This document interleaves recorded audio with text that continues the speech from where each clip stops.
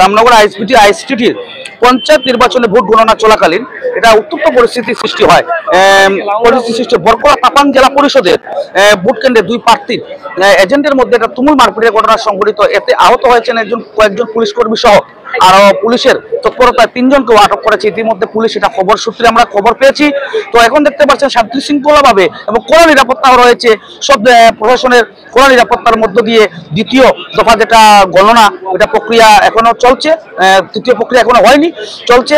তো এখানে দেখতে পাচ্ছেন বিভিন্ন দলের যারা প্রতিনিধির যারা ইয়েরা রয়েছে, এজেন্টরা রয়েছেন, প্রতিনিধির যারা রয়েছেন এবং তাদের সমর্থকরা রয়েছেন, বিজেপি বলেন, কংগ্রেস বলেন, নির্দলীয় বলেন, তো তাদের সমর্থকরা এখানে উপচে পড়া ভিড় পরিলক্ষিত হয়েছে। ইতিমধ্যে আমি এখানে একটা পরিবেশ দেখাবার চেষ্টা করছি, দেখতে পাচ্ছেন আপনারা এখানে কড়া নিরাপত্তা রয়েছে পুলিশ প্রশাসনের এবং সিআরপিএফ জওয়ানরা রয়েছেন, আর্ধসামরিক বাহিনীও রয়েছেন। যে কোনো সময় এই গণনা চলাকালীন যদি কোনো অপ্রীতিকর ঘটনা ঘটে তাহলে এটা রোধ করতে তারা তৎপর রয়েছেন এবং প্রশাসনের কড়া নজর রয়েছে।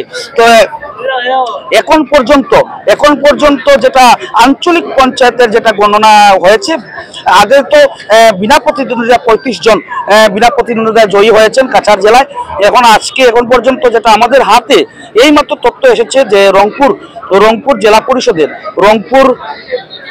রংপুরে যে আপনার আঞ্চলিক পঞ্চায়েতের যে সদস্য রয়েছেন উনি জয়ী হয়েছেন এবং কালাইন জিপির জেলা পরিষদ জিপির আঞ্চলিক পঞ্চায়েত প্রার্থী বিচিত্রা দাসও জয়লাভ করেছেন। রংপুর আঞ্চলিক পঞ্চায়েতের বিজেপির প্রার্থী বিক্রমকান্তি পুরকাইস্ত জয়লাভ করেছেন।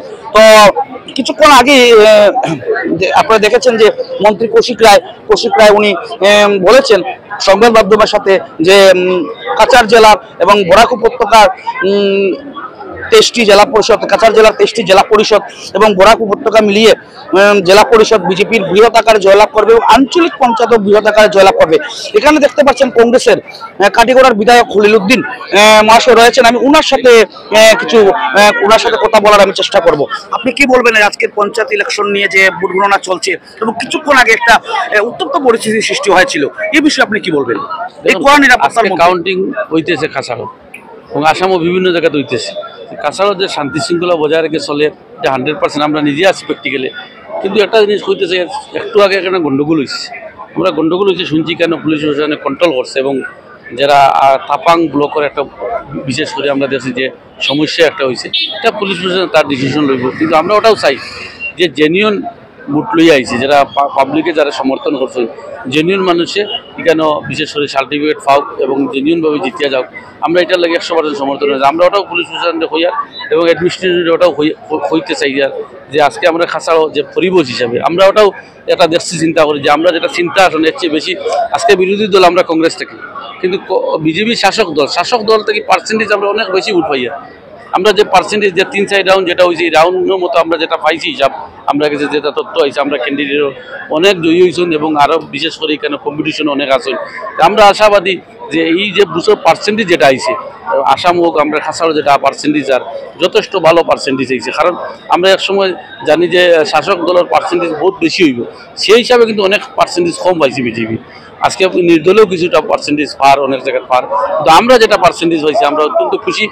আশা করি যে 26ও যথেষ্ট সমর্থন করিয়া সরকার পর্যন্ত কংগ্রেসের পরিকল্পনা পাবলিক আছে। আজকের এই ভোটের বর্তমানে প্যাটার্ন মতো এবং পার্সেন্টেজ হিসেবে আমরা বিশেষ করে ভোটারেও আমরা ধন্যবাদ দিই।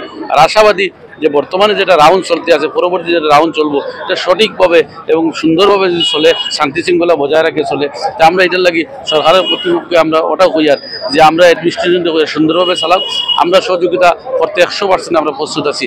আর বিশেষ করে অ্যাডমিনিস্ট্রেশনের যারা মানুষ আছে তারা রাত্রেও যে কোনো সময় সঠিক মতো এই বিশেষ আলোচনাটা এবং বিশেষ করে আমরা বিভিন্ন জায়গার যেটা পরিকল্পনা হয় আর আমরা দেখি ভোটারেও এজেন্টের আওয়াজ না কর শান্তি শৃঙ্খলায় ভোটটা হয়, আমরা চাই আর এটা কালকে পর্যন্ত এটা যেটা সময় চলবো সঠিক টাইম মতো এই ধরনের পরিকল্পনা করে যাও, এটা লইয়া আমরা সমর্থন আছি।